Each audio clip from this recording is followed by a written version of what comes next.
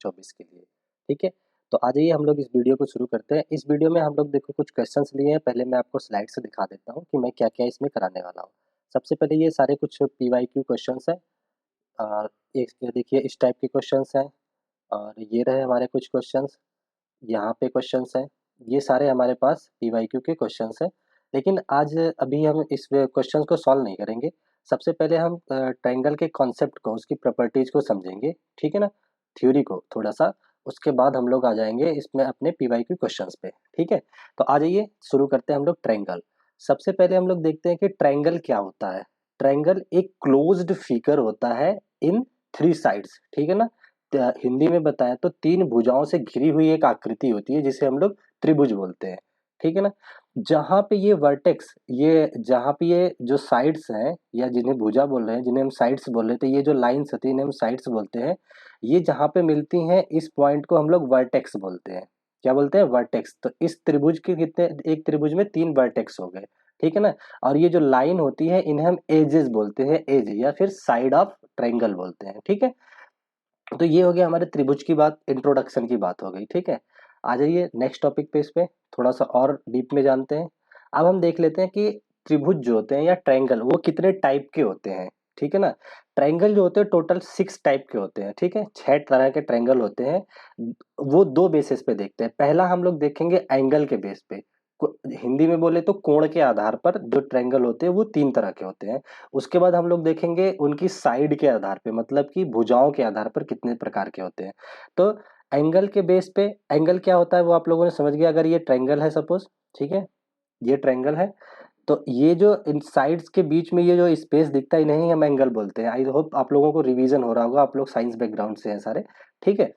अब इसमें पहला टाइप होता है एक्यूट एंगल ट्रायंगल, जिसको हिंदी में बोलते हैं न्यून कोण त्रिभुज, ठीक है ना। दूसरा होता है ऑब्ट्यूस एंगल ट्रायंगल, हिंदी में बोलते हैं अधिक कोण त्रिभुज। तीसरा हमारा होता है राइट एंगल ट्रायंगल, जिसको समकोण त्रिभुज बोला जाता है, ठीक है। अब देखते हैं एक्यूट एंगल क्या होता है।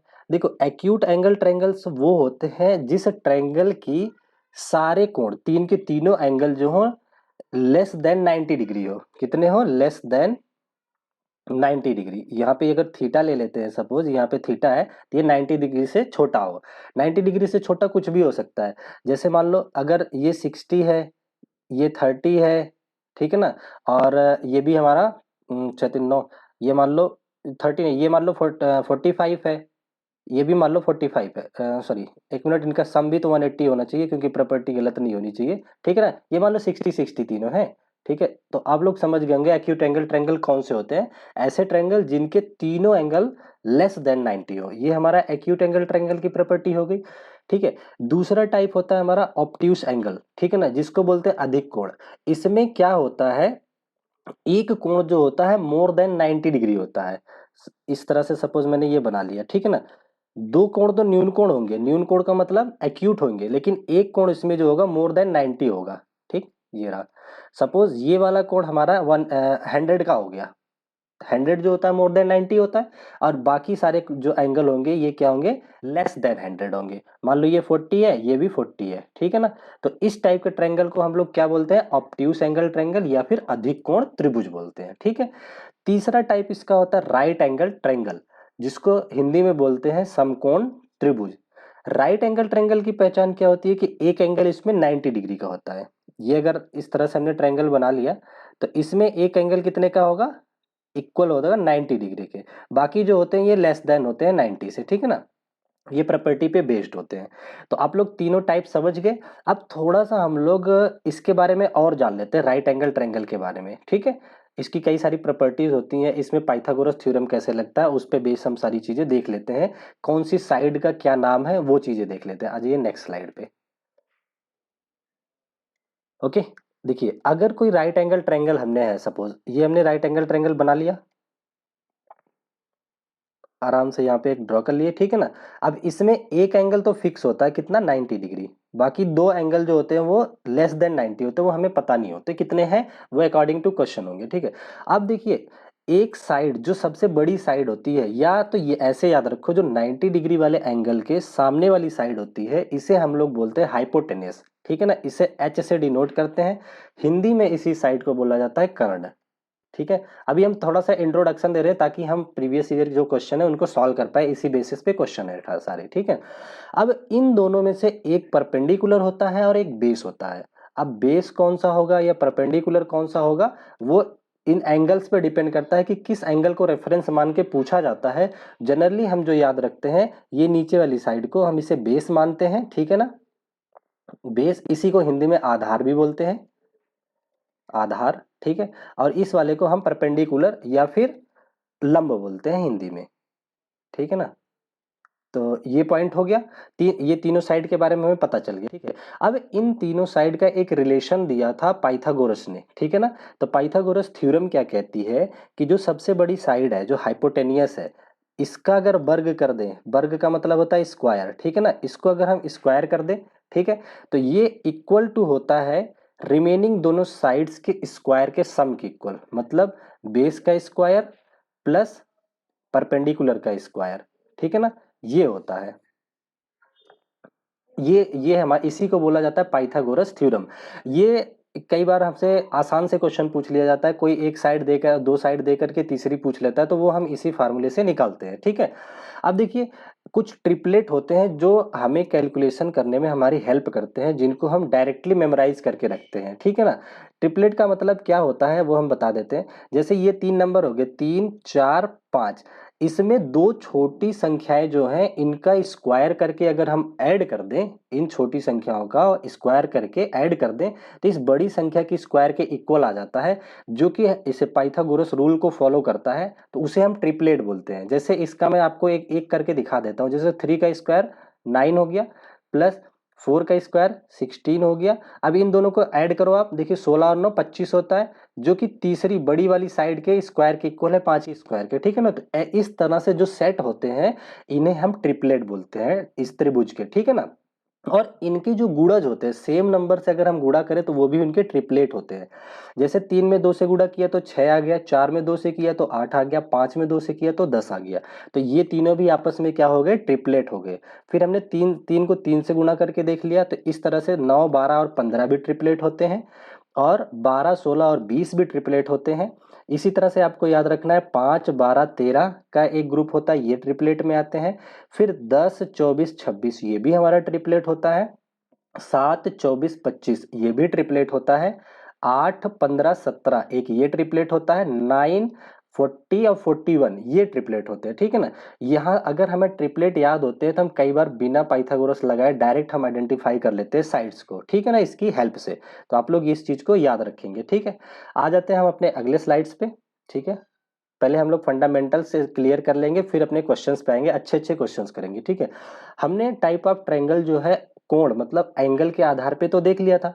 अब हम लोग साइड के बेस पे देख लेते हैं कि जो ये साइड है ट्रायंगल्स की, इनकी बेस पे किस तरह से ट्रायंगल को डिवाइड मतलब बांटा गया है, उसको देख लेते हैं। देखो, साइड के बेस पे पहला हमारा होता है विषम बाहु, जिसको इंग्लिश में हम लोग स्केलेन ट्रायंगल बोलते हैं। स्केलेन ट्रायंगल की प्रॉपर्टी अगर मैं बताऊं, तो स्केलेन ट्रायंगल वो होते हैं जिनके तीन की तीनों साइड अलग अलग हो, डिफरेंट हो। जैसे ये मान लो 3 है, ये 4 है, ये 5 है, कुछ भी इस तरह से 3 साइड्स हैं। तो इस तरह के जिस त्रिभुज के तीनों साइड डिफरेंट हो, उन्हें हम क्या बोलेंगे, स्केलेन ट्रायंगल। एक रिकैप करवा रहा हूँ टॉपिक का, ताकि क्वेश्चन करने में आसानी हो। अगर आप लोग बहुत दिनों से नहीं भी देखे होंगे तो चीजें आप लोगों को रिकॉल हो जाएंगी कि ये चीजें होती हैं, ठीक है। अब दूसरी चीज होता है आइसोसेलिस ट्रायंगल, जिसको हिंदी में बोला जाता है समद्विबाहु त्रिभुज, ठीक है ना।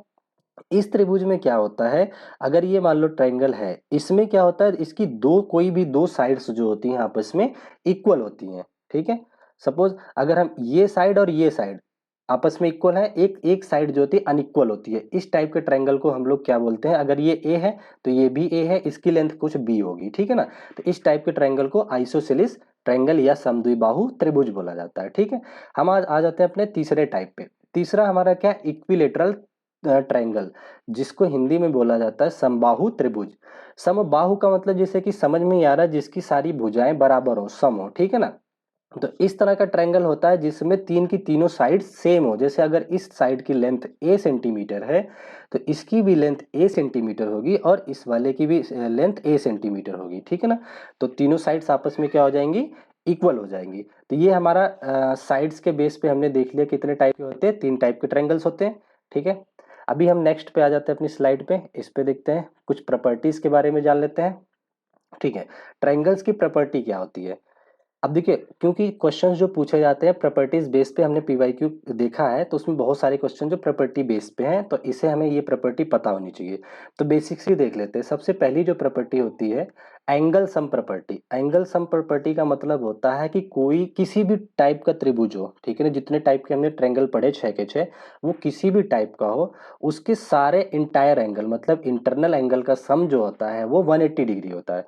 सपोज जैसे अगर मैंने ये एक ट्रायंगल बना दिया ए बी सी, तो इनके जितने भी एंगल है, इन तीनों एंगल का सम की अगर बात करें, ठीक है ना, तो angle A plus angle B plus angle C, इन तीनों का जो सम होगा वो किसके इक्वल आएगा, 180 डिग्री के इक्वल आता है। ठीक है ना, तो पहली प्रॉपर्टी आप लोगों को ये याद रखनी है कि किसी भी त्रिभुज या ट्रायंगल के सारे इंटायर एंगल का सम कितना होता है, 180 डिग्री होता है। ठीक है, आ जाते हैं अपनी नेक्स्ट प्रॉपर्टी पे। नेक्स्ट प्रॉपर्टी में देखते हैं क्या बात करी गई है। ठीक है ना, देखिए दूसरी प्रॉपर्टी में क्या कह रहा है कि sum of all exterior angle is equal to 360। Exterior angle क्या होता है, कोई भी अगर सपोज ये हमने ट्रायंगल बनाया, ठीक है ना, इसकी किसी भी साइड को आगे तक लेके चले जाए, बढ़ा दे, तो ये जो बाहर से एंगल बनता है ये थीटा कोण, इसे एक्सटीरियर एंगल या फिर बाह्य कोण कहा जाता है। ठीक है ना, तो कोई भी त्रिभुज होगा तो उसके 3 बाह्य कोण भी बनेंगे। ठीक है, तो इनका ये कहना है इस प्रॉपर्टी में कि इन तीनों बाह्य कोणों का जो योग होगा, जो सम होगा, वो 360 के इक्वल होगा। हम देख लेते हैं कैसे इक्वल होगा। अच्छा, एक चीज आप लोगों ने 9th क्लास में आता है लाइंस एंड एंगल में कि लीनियर पेयर सम, किसी भी एक लाइन पे सारे एंगल्स का सम 180 डिग्री होता है। ये चीज याद रखना, अगर कोई स्ट्रेट लाइन है उस पे 2 एंगल बने हुए हैं या 3 बने या 5 बने, कितने भी बन जाए, सबका सम कितना होता है, 180 डिग्री होता है। ठीक है, तो अभी देखते हैं हम ये वाला एंगल कितना आएगा। जैसे ये 60 है तो एक ये स्ट्रेट लाइन हो गई हमारी, ये स्ट्रेट लाइन है। अब ये 60 है और ये मान लो अगर थीटा है, तो थीटा प्लस 60 मिलके 180 बनना चाहिए। तो वहां से हम थीटा निकाल लेंगे, कितना आ जाएगा, 180 माइनस का 60। ठीक है, कितना आ गया, 120 आ गया। इसका मतलब थीटा, इस वाले एंगल की वैल्यू हमें पता चल गई कितनी है, 120 डिग्री। ठीक है ना, उसी तरीके से यहाँ पे भी 120 आ जाएगा, उसी तरीके से यहाँ पे भी 120 आ जाएगा। ठीक है, तो प्रॉपर्टी क्या कहती है कि इन तीनों का सम कितना होना चाहिए, 180 नहीं सॉरी 360 होना चाहिए। तो आकर के हम इनको ऐड कर लेते हैं। तो देखिए 120 प्लस 120 प्लस 120 कितना हो जाएगा, 3 बार 120 को ऐड करोगे तो कितना आ जाएगा, ये 360 के इक्वल हो जाएगा।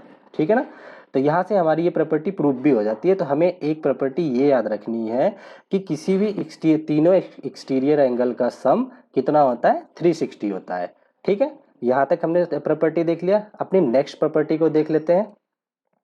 ठीक है, प्रॉपर्टी के बेस पे ही बहुत सारे क्वेश्चन पूछे गए। जैसे एक ये बहुत इंपॉर्टेंट प्रॉपर्टी है, बिना इसके तो ट्रायंगल ही फॉर्म नहीं होता है। ठीक है ना, इस प्रॉपर्टी में क्या कहा गया है कि किसी कोई भी त्रिभुज या कोई भी ट्रायंगल तभी फॉर्म होता है जब उनकी दो साइड्स का सम, किन्हीं भी दो साइड्स का सम तीसरी से ऑलवेज ग्रेटर होता है। यहां से थ्योरी वाले भी क्वेश्चन पूछे जाते हैं।